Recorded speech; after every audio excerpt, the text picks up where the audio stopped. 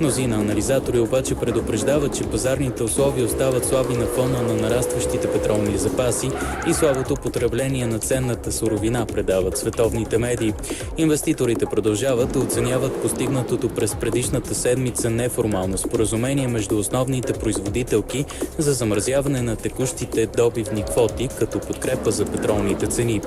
Днес фьючерсите на петрола сорт Brent с доставка през април нарастват с 2,85% към $33.90 за барел, докато фьючерсите на американския Lexus